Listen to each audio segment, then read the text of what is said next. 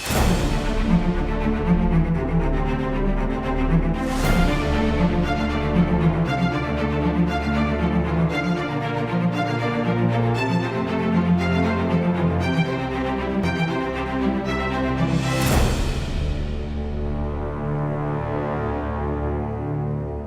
and welcome to a brand new episode of Off the Print. Today is a very special program because for the first time on this show, I have a female guest who has arrived in our studios, and she is none other than Lihini Fernando, who is an SJB member, attorney at law, and a Moratuwa Municipal Council member. Today we will be discussing the role of the SJB, their failures, their future ahead, and how they plan to topple the government, because that was part of their protest held last week. Lihini, thank you so much for joining me on the show. Thank you, Jamila, for having me today. First of all, as I said, you're my first female guest. Thank you for having me. So congratulations on that. Thank you. Okay, so Lihini, yes, you're part of the SJB. Now, we have just concluded a very big rally held by your party last week, where the aim of your rally was to give an ultimatum to the government that resolve the economic crisis within a month or go home. And then we had your leader, Sajid Premadasa, who addressed the crowd saying he wants a snap presidential election. Lihini, is it practical to have a presidential election at this moment, as stated by your leader? Right. Let me answer your question in this way. Now, SJB, one might say that they are the opposition, but I'd like to say that SJB is the alternative government, because clearly the rally that had SJB managed to show its strength in terms of the number of people, in terms of the supporters, in terms of the people that rallied around. The objective of having that rally was also to give a signal to the government that the opposition is not taking lightly the present situation that is happening in the country, and the government cannot govern in such a callous manner. And if you really look at the situation in the country, it is not favorable. The government is printing money at a rate, and to this date, this year they've printed about 220 billion, and last year around 1,400 billion worth of rupees, and we see that the essentials they are unable to provide in terms of food, in terms of basic essentials like milk powder, to rations, and to the main ingredients like the fuel and the 7.5-hour power crisis. So this is not the life that the Sri Lankan citizen expects. Okay. And a government who comes to power, who has obtained 2/3 majority, a president with 20th amendment with enormous power, doesn't warrant to govern this country in this manner. So that the objective of SJB coming to the roads that day to give a very strong signal to the government that enough is enough, and that they cannot govern in this way. Lihini, how many people attended the rally? So there were, I'm sorry, I cannot tell you a number, but there were a vast number of people. Estimated, would you know? There were a vast number of people. If you take from the Golf stretch to right up to Kolpiti, there were drone pictures, the images that were out all on social media. So reasonably you can say that the voice of the people was heard. We were told that there were an estimated, say, 35,000 people. Probably.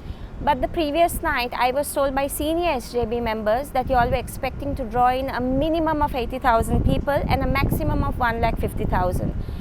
But obviously, we did not see that much of a crowd. You all could not achieve your target.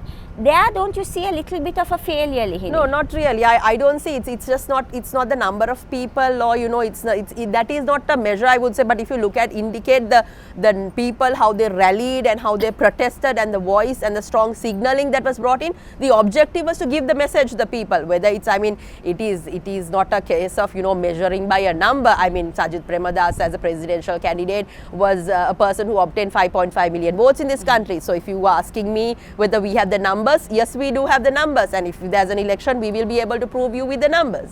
Are you all ready for a presidential election right now? See, if the government calls for election, yes, SJB is ready, and we are ready to face the people, and I'm sure the people are ready to accept SJB as well, I would say. But amidst an economic crisis, Lihini, was it practical for your leader, Sajid Premadasa, to get on top of a car or whatever he got on and said he wants a snap presidential election, when right now people don't want that?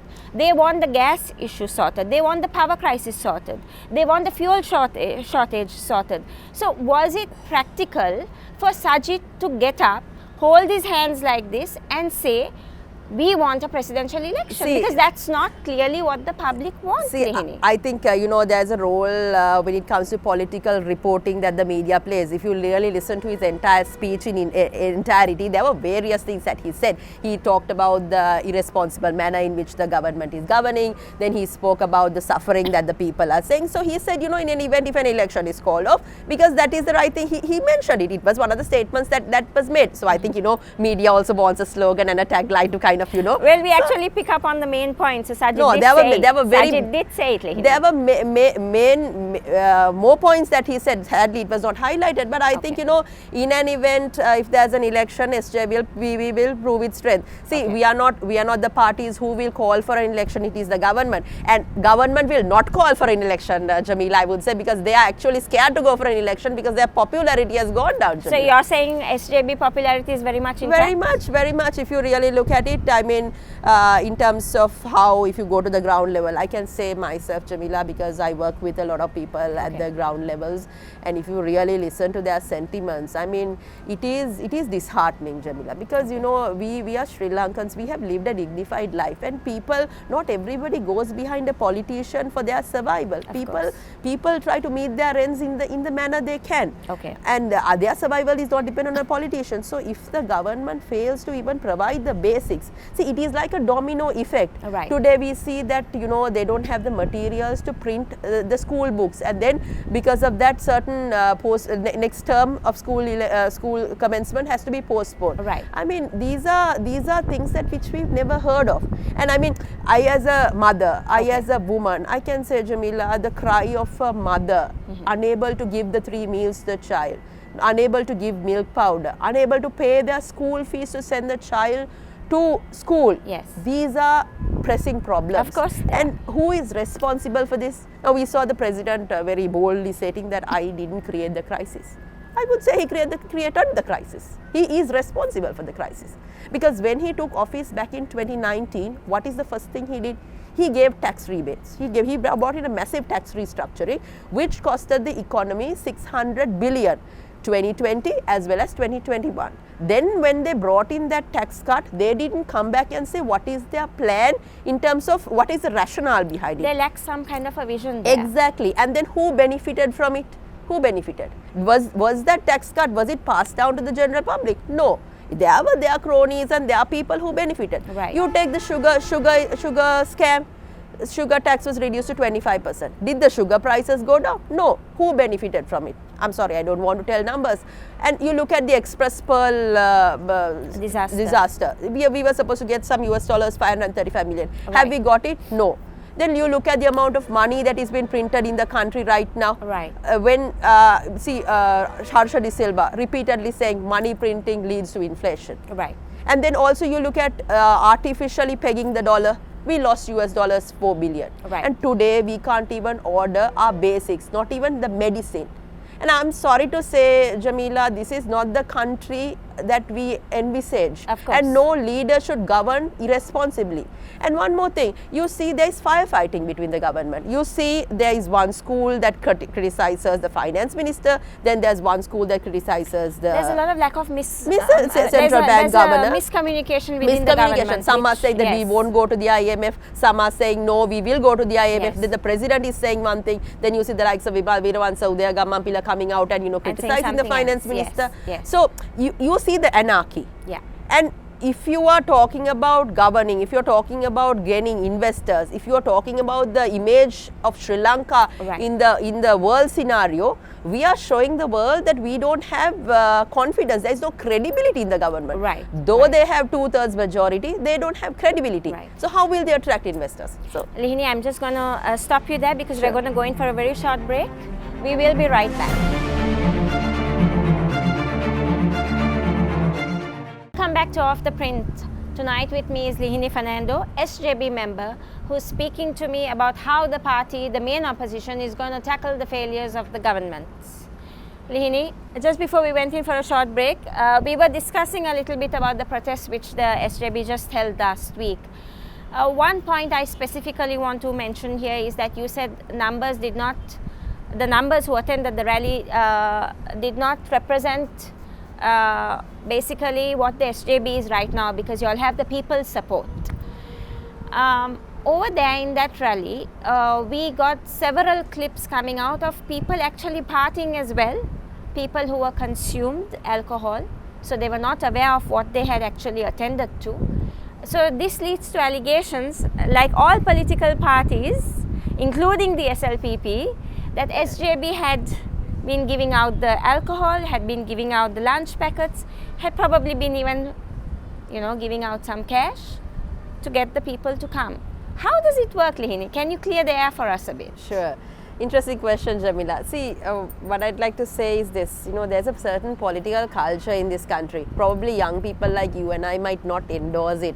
But if you really look at the history of how politics in Sri Lanka has unfolded, this is the political culture. Whether it's SJB protest or whether it's SLPP protest or whether it's a JVP protest, of course. it is the mechanism. Yes. I mean, here Sri Lankan politics is all about welfare politics. If you take an election, it's about the arak bottle and the lunch packet. Yes. You come for meetings and you come for protests. So this is not a phenomena that is common, that is unique to SJB, but it is the same thing that SLPP would do. It is the same thing that JVP would do. Of course. So I mean, if you ask me as a young politician, do I endorse these things? I do not endorse these things, and this is not the politics going forward this country should have. Exactly my point. Country should move into a policy-based politics. A parliamentarian's role is a policy formulation, but we don't see that. A parliamentarian today is measured in Sinhala, we say the number of people, in Sinhala we say the Piris Balaya, the number of people that you have. I mean, if you come to a political meeting, what they will say is, oh, I had this rally, I bought 100 buses, I bought 50 buses,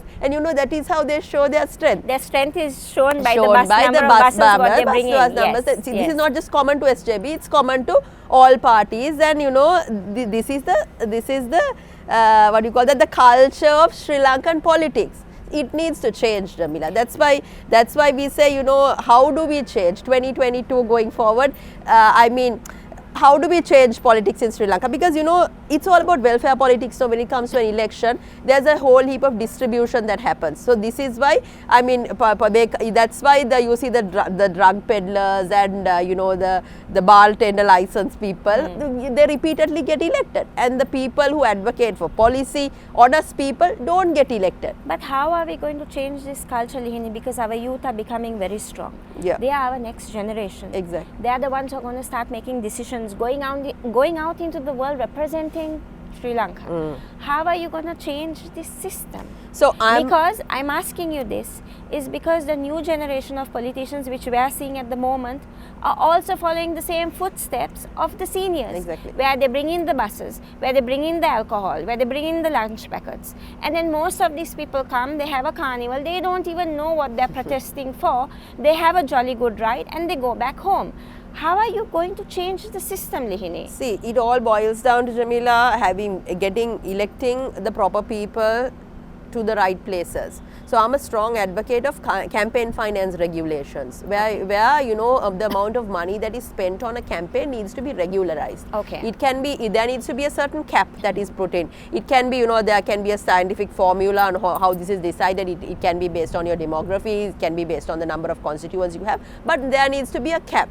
Say for a particular citizen, this is the maximum amount of money that you can spend. Because we saw last election for a vote, in this particular MP in one particular area had spent about 55,000 for one particular vote. If you really take his campaign budget and you divide the number of votes, it was about 55,000 or something. So how justifiable are these? So again, and also I talk about women representation in politics. So before you get into women representation, because there is one particular question I want to ask you. You're a woman. Yes. You are in one of the toughest jobs in the country, being a politician. How is it surviving out? How do you survive it, Lihini? Tell me that much. See, it is not easy, Jamila, because Sri Lankan politics is very male-centric. Of course it is. I mean, we are 52% of the population and parliamentary representation is about 5.3%. The global average is about 20%. And even if you take our region, like countries like Bangladesh, Nepal to India, they are even at 15%. But here we are 5.3% after having the first world first Prime Minister. Female Prime So Minister. there is a huge issue, and we need to advocate. I want to say this: we need to advocate for women representation in politics. It at least has to be a 40% in the next election. But I don't think the women in this country are quite open to becoming It's politicians. not about women not being open. It's the party structure also needs to change. About being more open to giving nominations to women, and not for the sake, but for the right women. And also, women are expected to do politics the way men do politics. See, politics in Sri Lanka is like a lifestyle. What do you mean by that? Being rough and tough? No, politics in Sri Lanka is like a lifestyle, Jamila. So you have to be ready to go for the funeral houses, to the banagadaras, to the weddings, to everything, and dole out money. And so that is the political culture. Here we don't have politicians coming and talking and advocating for policy, advocating for change. It is not there. That is where we are going wrong. That is where we are going wrong. Look at the state of our political culture today. As I speak to you today, Yes. not only do people don't want the Rajapaksas, the people actually frankly don't even want the SJB. People don't even want the Champikarana workers. People don't even want the JVP, because people are fed up of the entire political system, Lihini.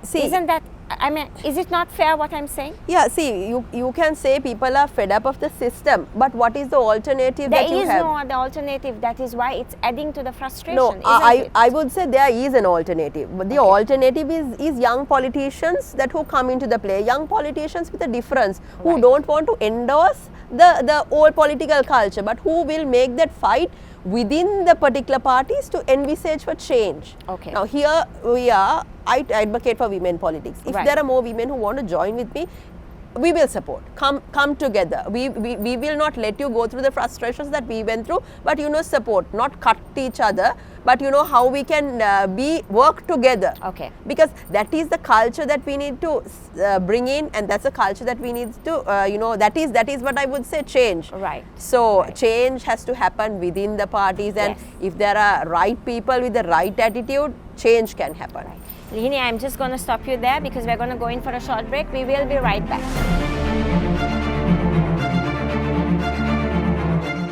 Welcome back to Off the Print.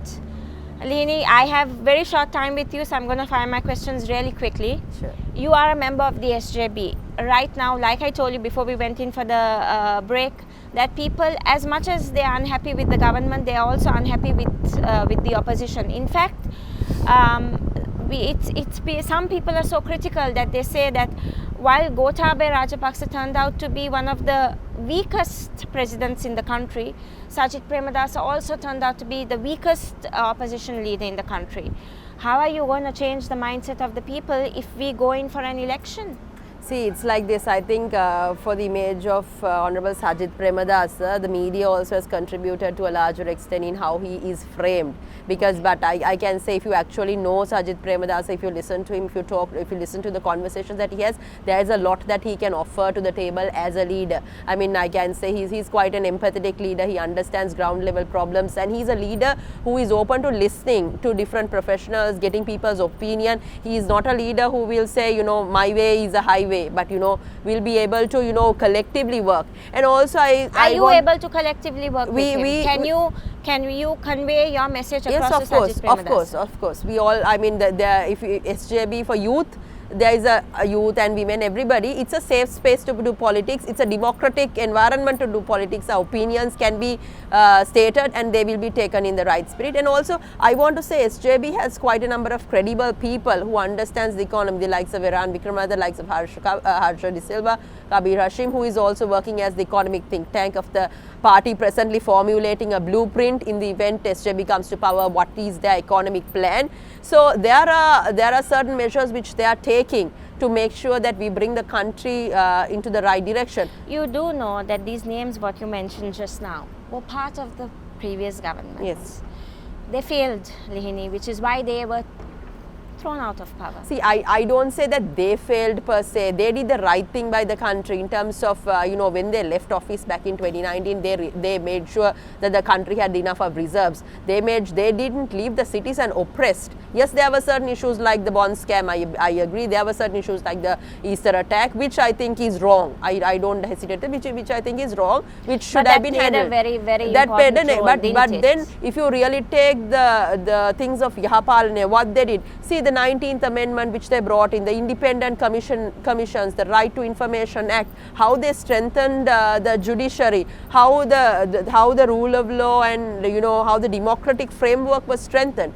Those were good measures that were taken. I mean, to govern a country, it's not about just the figureheads, but it's about the system. The people in office must understand the system and build the system. But you also know, Lihini, that certain FDI projects which they came and gloated about, saying this is the largest FDI project which Sri Lanka will ever get, never took off ground. So yes, there was Isn't there absolute failure there? Because these are the names which were there in the previous government. No, now what will happen if they come back to power? No, what difference are they going to make? So no, I disagree with you there, Jamila, because I mean there are certain projects that you bring in. Everything don't succeed, certain things do fail, but then if you take the entirety in terms of how they governed back then, I would say in terms of policy wise, in terms of bringing out legislatures to laws to the new ways of thinking, yes, I want to say this.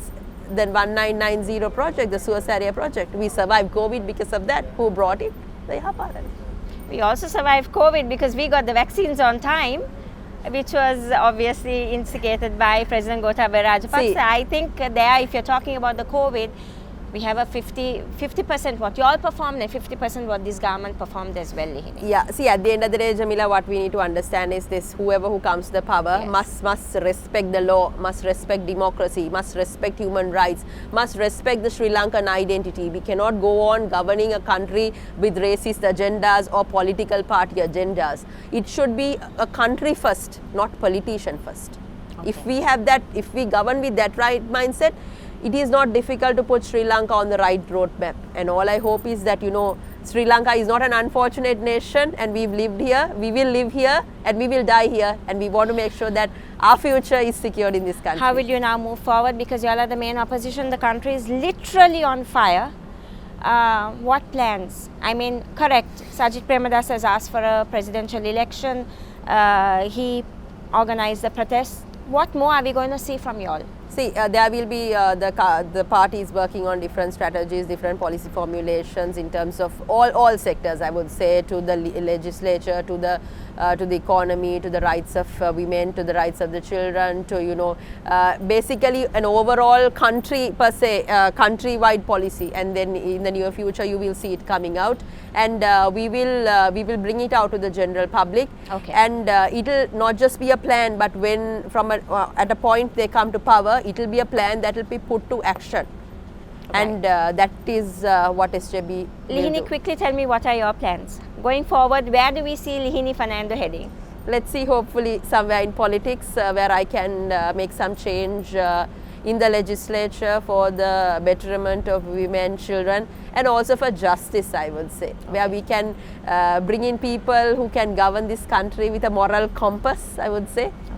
And are you going to stick to the SJB going all along, or are you going to be one of those politicians who we are going to see jumping from one side to the other? I'm a politician. I'd like to say a politician with principles and policies, and I stick by that. We need young faces like you. Lihini Fernando, thank you so much for joining me on the program. Thank you. As you move forward, like I said, you were my first female guest, but as you move forward, I wish you all the best, and I really, really hope you have a smooth journey in your political career. Thank you, Jamila. Pleasure talking to you. Well, that's all we have for the program tonight. We will be back again next week with a brand new episode of Off the Print. This is Jamila Husain. Goodbye and good night.